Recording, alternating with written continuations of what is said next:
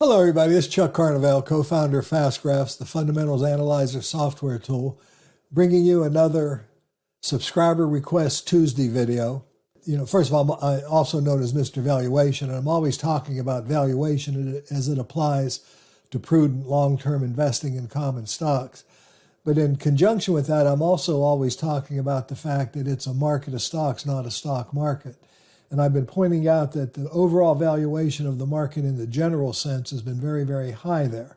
But since it is a market of stocks, not just a pure stock market, which all that simply means is there's a lot of different kinds of stocks, a lot of different sectors, a lot of different characteristics, and a lot of different valuations. So even in this high bull market, there are very low valued stocks to be had. And I covered recently, I covered the banking sector, which is in the broader financial sector. And, financials, there's lots of value to be found in financials and insurance companies, banks, regional banks, money center banks, etc.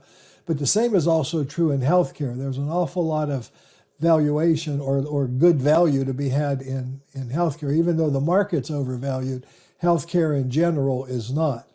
And the request that I'm going to be covering today, I'm going to be talking primarily about, I guess in simple terms, you would think of them as the retail drugstores, CVS and Walgreens, Boots Alliance. Those are the two that I've been asked to cover here. But I'm also going to show you some of their competitors. But I also want to point out that even though they have very similar characteristics in a lot of ways, they're also both companies, Walgreens, Boots Alliance, as well as CVS, are also very different. CVS recently bought Aetna, and they're kind of moving into the pharmacy benefit management. Of course, Walgreens, I guess it was a year or so ago, merged with Boots Alliance, and they're also involved in bringing on their virtual medical stores where they will have doctors, serving their prospective clients. And then CVS has their Minute clinics where they have physicians associates working in them. So there's a lot going on. Both companies are also working heavily online. But before I get too much into this, let's go ahead and look at what I've come up with here in the sector. So I created a portfolio review, and I call it drug retail. And of course, I got Walgreens, Boots Alliance, and CVS, but I also included Target and Walmart, and then Rite Aid, which is also one of the major players as far as the pure drug retailers. But notice how their sectors and subsector characterizations are different. Walgreens, Boots Alliance is actually under consumer staples under the drug retail, as is Rite Aid under consumer staples drug retail. But CVS is in the more broader sector characterization, healthcare, and then healthcare services is what they're talking about, even though they do run a retail drugstore that, if you walk into a CVS and a Walgreens, it's hard to really distinguish which one you're in without looking at the signs. But you also have massive, competition going on. Target, Walmart are two examples of companies that, have pharmacies within all of their stores today. You also got Amazon with online pharmacy. And you also got all of the grocery stores. In Florida here, we've got Publix and Winn-Dixie, and they all have pharmacy. So there's an awful lot of competition going on in what I'll call the general pharmaceutical sector. But there's also, competition in the drug retail sector. So what I want to do is look at these companies purely from a standpoint of how they're performing, first of all, as businesses, and then secondarily, how the market is valuing the business results that the companies are creating. And what you'll notice here is that, both Walgreens and CVS can be bought at PE ratios below 11, 10.2. This is the blended PE ratio for Walgreens, 10.88 for CVS, and then there is none for Rite Aid because they're continuing to lose money, although they're reducing their losses. And you can see both Walgreens and CVS are triple B rated, where you have the larger, consumer discretionary general merchandise company Target is A rated, and then of course, the hypermarkets and supercenter giant Walmart is AA rated, and again listed under consumer staples. But note that they both have PEs in excess of 20 times earnings, and their earnings yields are below, 6.5% to 7%, which is my minimum. And the earnings yield of CVS and Walgreens are both very high at 9.8. So that's something I like. So let's go ahead and look at these companies from a standpoint of their numbers. And, there's a lot of research to be done on these, by the way. Wall Street Journal's had, several articles recently. One was titled Walgreens is healthier than Wall Street thinks. Another one was Walgreens had strong earnings. The stock is falling anyway. And I bring that up because, there's obviously sometimes a really disconnect between how a business is doing and how their stock price is doing. And that's where true value investors get the opportunity to exploit that kind of situation when they're going on. And similar with CVS, there's been a lot of good articles on CVS, and I'm going to get into the fundamentals here. Before I do, let's look at some of their competitors, if you will. Let's go ahead and look at Walmart. And, I just want to simply point out here, I'm not going to spend time on these because this is not my subject matter, but Walmart is very, very fully valued, and you can see this stock has a history of being overvalued, if you will. And when that history was, when that overvaluation occurred, you had this really long extended period of very poor performance, even though the value of the business kept growing dramatically. But right now, Walmart is very expensive. Target likewise is very expensive. You can see how Target's price has correlated closer to earnings than we did with Walmart. But then you also see this surge in earnings that we've had with Target here recently, and that includes, the little bit of stress they had during the COVID pandemic. But you can see the stock price has been unbelievably strong. And again, a great company. I'd love to own Target or Walmart when I could buy them at reasonable valuations, but they are competing in the pharmaceutical side. That's the point that I want to get across. So let's go ahead and look at CVS and then Walgreens. And I'm actually going to look at Walgreens first here because it reminds me, it's like very similar to what I showed you with the Walmart chart. And I think it's just a coincidence that both of them start with a W, by the way. But the point I want to get at is Walgreens, back when it was still Walgreens, was a company very similar to what we saw with Walmart that had this legacy of being very, very richly valued by the market. You can see here in the irrational exuberant period, we had PEs of 50 and 60. This is real world stuff here. The PEs were in the mid, high 20s to even up into, approaching 30 times earnings at a time. And again, I want you to note when you have high valuations like this, you end up in these extended periods of time of negative rates of return. And this is during a time when the company's earnings were growing very beautifully. You can see earnings growth in 01. This company has an August fiscal year. In 01, their growth was 15%, 16%, 13%, 17%, 17%, 12%, 19%. And then even coming into the Great Recession, their earnings fell to plus 4% growth, and then they only had a minus 5% earnings hit, in the throes of the Great Recession. But that, of course, brought their stock price down to fair value. And then you see it, bouncing around fair value for a while. And then it got overvalued like a lot of stocks did in this running bull market. And then we've had this massive correction in the stock. And again, as the article I pointed out in the Wall Street Journal suggested, Walgreens is healthier than Wall Street, apparently believes. Now, what's happening with the company is it got extremely inexpensive. Now, here's the message I want to get across with this particular example. The idea that the market misappraises stocks is a real one. Okay, this is a classic example. You see business results, long-term growth of 9%. We do see negative earnings growth in 2020, and then we're expected to see relatively flat growth in 2021 before the company starts growing again. And of course, that brought the stock price way down here. Far greater reaction than what really the fundamentals would dictate, in my opinion. I do want you to notice that their dividend record has been very stellar during this period of time. They've continued to increase their dividend year after year, so that's really a very strong positive. And here's the point I want to get across. When stocks are expensive, everybody's just, falling all over themselves to buy them. And when the stocks get cheap, nobody wants them. And these things can go on for extended periods of time, as the Walgreens chart clearly illustrates. But the point is, if you invest in good value when the value is there, you can have these incredible opportunities to make outsized gains. Here's a time here from February of 09 to July of 2015. You'd have averaged over 25% a year. You'd have, increased your value by over 4 times and then added dividend income 4.3 times for a 25.6% annualized rate of return. But then, of course, once the stock was overvalued, now you would have suffered this very, very strong period where you would have been losing 8% annualized. Now, Part of that is justified, part of it's not. The business results were pretty decent through all this time. So the key evaluation is to participate fully in the growth of the business, but also to exploit other people's folly. And these stocks are very, very cheap now. Now let's look at what the future is expected to look like with Walgreens Boots Alliance. And there's some interesting things here on this particular one versus CVS, which I'll get into here in a moment. Number one is, the normal multiple for the last 5 years for this stock has been about 13. So the market has been, valuing it at a low multiple during the last 5 years.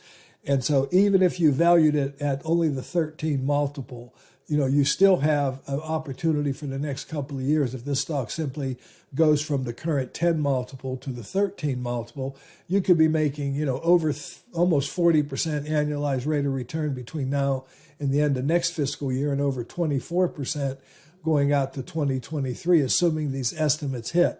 Now, as I look at this, there's a couple of things that I do want to point out to you. The estimates for 2021, 6 months ago, were 484.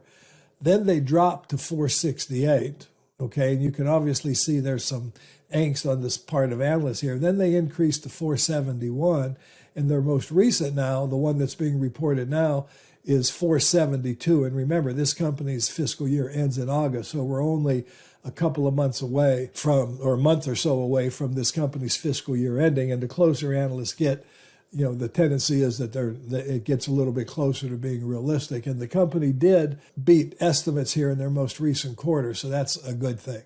I want to check the analyst scorecard real quick because up through, COVID, this company had a really stellar record of how the analysts have been accurate with their forecasts in the 1 year. And then the 2 year, they were not quite as accurate, but they were still very accurate. Now, it was the Great Recession that, caused the analysts to have some problems. And of course, it was COVID. But otherwise, the analysts get the numbers right, most of the time. So we're looking at an opportunity here for modest growth. That analysts are only estimating about 4.87% growth over the next, couple of years, 9% for 2022, followed by 6%. The long-term growth rate is expected to be about 5% as a trend line. Now, this is a trend line forecast. So what I like to do, and I've had a question come up, so for those of you who asked me about how to use the custom calculator, the closer analyst estimates are, the better I like them. I do want to make that point very, very clear. So I tend to focus more on the near-term estimates. So I have a tab down here. I can add the near-term estimates. These are specific estimates for each of these years before we get into the trend line estimates, which just simply expand the final, near-term estimate and then just simply grow it by 5%. Now, this isn't going to be correct. It's not going to be accurate. Don't be naive and think it will, but it will give you an idea of what kind of growth expectation you can have here. And it does give you an idea that the company is very, very inexpensive, even using the 13 PE ratio, which has been the normal for the last 4 or 5 years. But if I go to a more realistic 15 PE ratio, I've got tremendous, opportunity to invest in a good quality retailer at a very, very low price. And these companies are doing a lot of things. There's a lot of research to be done on these stocks, both Walgreens Boots Alliance and CVS. But I think they're worthy of the effort because I do like the fact that their valuations are so inexpensive. People hate stocks when they're cheap, and it just blows my mind. And yet, when they're expensive, everybody, as I said earlier, wants to fall all over themselves. But once stocks get expensive, it becomes very, very difficult to make any money owning them. Anyway, this is Walgreens Boots Alliance. Now, let's move on to CVS Health. Now, a couple of things about CVS Health that are worth being talked about. Number one is much more realistically valued by the market most of the time historically. They didn't have the high valuations. They did have a high valuation for a short period of time during the irrational exuberant period coming into the recession of 2001, but they simply moved down into what I would call a realistic valuation of 15 times earnings, which is the orange line on this graph. And then you can see their stock price kind of tracked that and hovered above and below it occasionally, but then it got, just like Walgreens did, it got very overvalued in 2015. And then we had this correction, and then we had COVID. But CVS held up a lot better than Walgreens did on an operating basis. However, they did freeze their dividend, and that dividend is expected to continue to be frozen for some time. They made the major Aetna acquisition or merger, whichever you want to call it. And that was a big deal. And that, of course, kept them from raising their dividend. But they don't have the dividend record that Walgreens does. But they also have a very, very low valuation, a very good earnings yield, a 2.5% current dividend yield. And if I look at the forecasting calculator here, what's interesting on this one is the analyst consensus estimates have been steadily increasing over time compared to Walgreens, which decreased and then began to increase. But the point is, sentiment seems to be changing in favor of these stocks. So if you're going to buy them, you want to buy them, when they're inexpensive. Just like we saw with Walgreens, the normal multiple for this company for the last 5 years has only been 11. But even at 11 times earnings, you've got double-digit rate of return potential. It moves back to a more realistic, in my opinion, more fair, I should say, 15 PE ratio, and you've got some extraordinary rates of return. When I look at long-term growth, it's expected to grow at 6.7%, a little higher than analysts are expecting for Walgreens, so that would mean something there. And again, if I go into the custom calculator and combine the near-term estimates with the long-term estimates, you have this really great opportunity. Even at a 12 multiple, you have double-digit rates of return. At a 13 multiple, over 12%. At a 15 multiple, just about 15% annualized rates of return. The analyst scorecard on CVS has actually been a lot better than Walgreens, I might want to point out. It's been technically perfect on the 1-year forecast and as well as the 2-year forecast. So this company is given good guidance. That's one thing that always tells me. But it's also a company that the analysts have been able to, forecast, very accurately. So, that gives me some comfort that these forecasts may be reasonable and realistic. And again, I do like the fact that the estimates have actually been increasing. But once again, I want to point out that CVS has had a much better, history of the market valuing it in line with its earnings growth. And in both cases, Walgreens and CVS, I do want you to notice that these stocks, when they got really inexpensive back here, they've really rallied quite strongly. So, we've had some good performance in the stocks over the last couple of years. There's your CVS, and let me do Walgreens has performed worse. It's one of the worst performing stocks in the market last year. But this year, it's off to a good start with a very, high, almost a 40% rally since October of 2020. So that's really good. And you can see that these stocks are starting to come back into investor favor, hopefully at least, so they're both worthy. Now, Walgreens has the better dividend record. CVS has the better, correlation between earnings and market price. So I do want to go into both of these stocks and look at them utilizing the new version of FastGraphs, which isn't ready for prime time yet, but we're getting close, guys. So be patient with us. But this is a new metric that we've added, which is price to sales. And I do want you to note that Walgreens has historically traded at about 0.7 times sales, currently trading at 0.31 times sales. So that's really gives you an idea of how discounted the stock really is. CVS, in contrast, is normally traded at about 0.6 times sales. And you can see that it's currently trading at a price to sales of about 0.39. So both of these stocks look extremely cheap relative to sales, and sales for both companies are being forecast to grow going forward. So on the revenue side, both companies are expected to be performing very well going forward. I also kind of want to look at these companies from a standpoint of cash flows. From a standpoint of operating cash flow, we've got really good operating cash flow, covering the dividend, which is the white line here on the graph. And, we just have no estimate data there. So I'll get rid of some of that for you. So we've got, the dividend is more than amply covered by operating cash flow. And let's take a quick look at free cash flow. Walgreens is also more than amply covering their dividend with free cash flow. This is another valuation reference. If you keep wondering what this burgundy line is, it's designed to be turned on and off, and it's currently permanently on while the developers are working on it. But you can also see another valuation reference when you use this for both of these. When the dividend, yield gets as high, that means the valuation is low. When the valuation's high, the dividend yield tends to get lower. So obviously both of them look good on, from that standpoint. Going back to CVS, looking at it from a standpoint of free cash flow, great free cash flow coverage, covering their dividend, which is what I'm most concerned with when I'm looking at free cash flow and operating cash flow.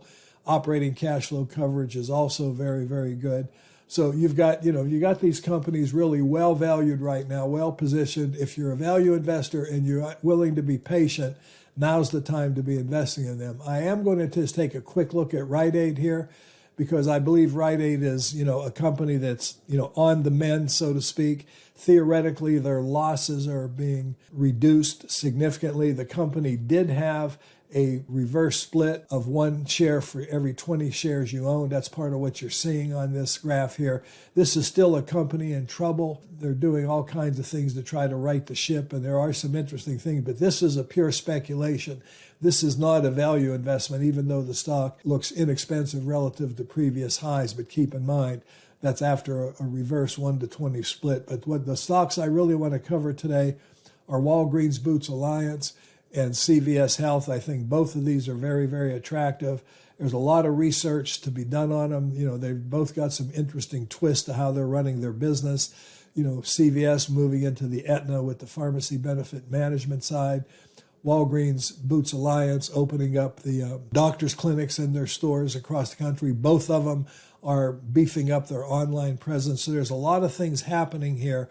There's obviously a lot of competition in pharmacy. You've got Amazon lurking there in the shadows, but the point is the valuations here are, in my view, compelling enough to take a closer look at both of them. Anyway, this has been a subscriber request series. I want to remind you of that. I do like both of these from a valuation point of view, and I probably like them equally, to be quite frank about it. They're both really, I think, premier companies in their respective industries, so you might want to look at them. You got CVS with a 2.5% dividend yield, and you got Walgreens with almost a 4% dividend yield. So depending on what your income needs, you might be favor Walgreens for the higher yield and the fact that they haven't froze their dividend. In contrast to CVS, which has a very attractive 2.43% yield, but their dividend is expected to be frozen and continue to be frozen for a while. Anyway, I hope you enjoyed this. This is Chuck Harville saying thanks for watching. This is another Subscriber Request Tuesday. If you like the video, give me a like, a thumbs up, ring the bell, subscribe to the channel if you haven't. I look forward to talking to you again real soon. Thanks for watching.